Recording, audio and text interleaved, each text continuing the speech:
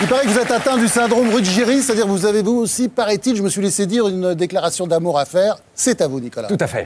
Lundi, Franz Olivier m'appelle et m'annonce les invités de ce soir, à commencer par mon idole, j'ai nommé Michel Rocard. Michel, quel bonheur, l'ami de la famille, celui qu'il était se balader avec ma mère sur les plages de Calvi, très très proche de ma mère, peut-être un peu trop, lorsqu'on sait que 9 mois plus tard naquit ma petite sœur. Michel, avec 2 ailes, véritable surdoué, prof de philo à 14 ans, conseillère au Parlement européen à 17 ans et demi, parfaitement rébarbatif mais prêt à tout pour son pays. Bref, Michel, tu fais bel et bien partie de la famille et je revendique devant les 15 téléspectateurs qui nous regardent encore à quel point j'aurais aimé un jour voter pour toi. Je le dis haut et fort et sache que ça me coûte.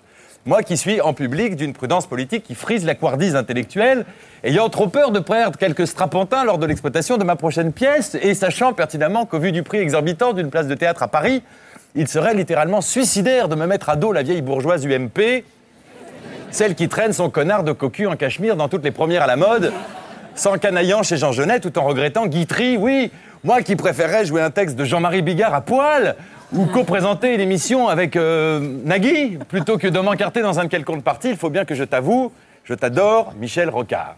Ton intégrité légendaire, ton petit côté schtroumpf à lunettes dans les dortoirs de Sciences Po, ton refus de diaboliser Sarko pour mieux lui pisser dessus dès qu'il dépasse vraiment les bornes, c'est-à-dire chaque semaine, Michel, je t'aime. Du coup, mardi, dans la nuit, alors que je dors seul pour la première fois depuis 1912, ayant pris l'habitude d'avoir toujours une femme d'avance, mardi, j'ai fait un rêve, I have a dream. Et dans ce rêve, Michel, tu as 45 ans. Tu es beau comme un dieu, le poil aussi vif que Manuel Valls, prêt à exploser Aubry, Sarko, Villepin, DSK et tous les Mohamed Ali de la politique française sur le ring de 2012. Les pectoraux gonflés jusque dans le cerveau, te voilà sur le point d'envahir l'Élysée, qui tente ta délicieuse épouse pour la Carla Bruni de demain.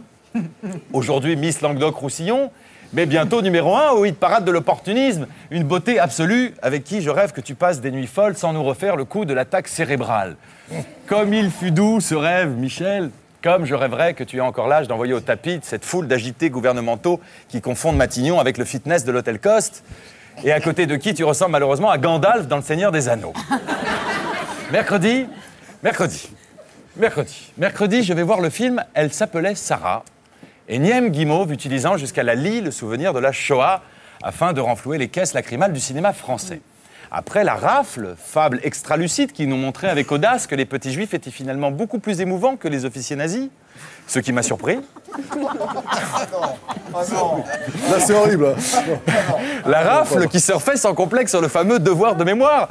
Devoir de mémoire qui dispense au passage nos cinéastes de faire preuve du moindre talent et leur permet de se hisser vers le million d'entrées en raflant les écoliers d'aujourd'hui. En raflant les écoliers d'aujourd'hui pour les parquer de force dans des salles de cinéma pédagogiques. Pauvres petites têtes blondes ou brunes obligées de chialer devant des mauvais films. Du coup, mercredi soir, je décide à mon tour de reprendre toutes mes anciennes pièces en collant des kippas et des uniformes SS sur le moindre personnage, selon les goûts vestimentaires des acteurs principaux. C'est ainsi qu'Adolf Hitler, se retrouvera bientôt impliqué dans le braquage d'une bijouterie dans la région de Quimper.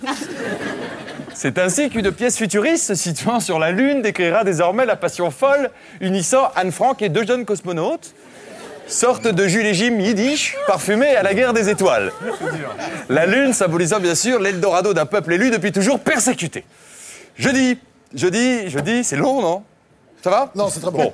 Jeudi dans la nuit... C'est dur. Hein. Jeudi dans la nuit, alors que je suis obligé de contacter une prostituée bulgare, chauve et manchotte, je vais reprendre, monte un peu.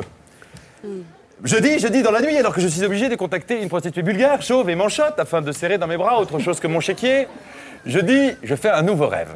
Celui dans lequel je pourrais dégueuler sur Netanyahou et la politique menée par l'État d'Israël sans que personne ne me traite pour autant d'antisémite ou d'antisémite refoulé, ou de demi-antisémite, ou de quart d'antisémite, ou d'antisémite inconscient de dans 3 ans qui au fond de lui n'ose le dire consciemment, mais qui en fait rêve de voir pendu Patrick Borel, Primo Levi, Pierre Bénichou, Elsa Zilberstein, et ce qu'il reste d'Ariel Sharon dans le même sac, blanche kippa et kippa blanche, moi qui suis tellement con que je n'ai pas saisi cette notion très subtile selon laquelle s'indigner devant une politique honteuse, c'est, mais bien sûr, vouloir du mal à tous les juifs de la planète. Vendredi. Bon, soit tout le monde, soit personne, mais bon. Vendredi, c'est-à-dire ce matin, après m'être sans doute couché ivre de vodka pomme, Je me réveille à côté d'une silhouette délicieusement sombre. À coup sûr, une beauté africaine. Vu que mes doigts roulent comme des billes sur cette peau dont la formule chimique est aussi jalousement gardée que celle du Coca-Cola. Elle dort encore, à coup sûr épuisée par cette nuit de gymnastique que j'ai dû lui offrir. J'entr'ouvre les rideaux, la personne se retourne. Nom d'un cul, c'est Dieudonné. Mon pseudo-pro-palestianisme tardif a dû aller un peu trop loin ce soir. Ça a dû se savoir. Merde, l'enculé d'amalgameur a aussitôt rappliqué avant de m'enfourcher avec sa longue épée de facho antiphage. Me voilà triplement humilié. Je lui dis, fiche-moi le camp, sale antillais. Mais il insiste. Attends, mon Nico, me dit-il, fais-moi au moins un petit café.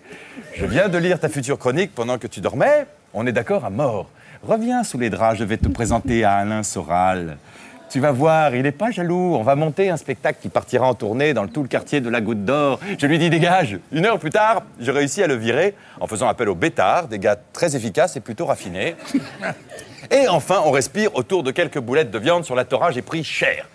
Ce soir, je réalise donc que mes velléités politiques, fussent-elles vainement orales, compliquent atrocement ma vie de jeune homme hétéro et égoïste. Résultat, je vous jure que je retourne à mes fables sentimentales, loin des cicatrices de votre monde pourri. Voilà, pour moi, ce fut une semaine de merde, alors imaginez ce que je pense de la vôtre.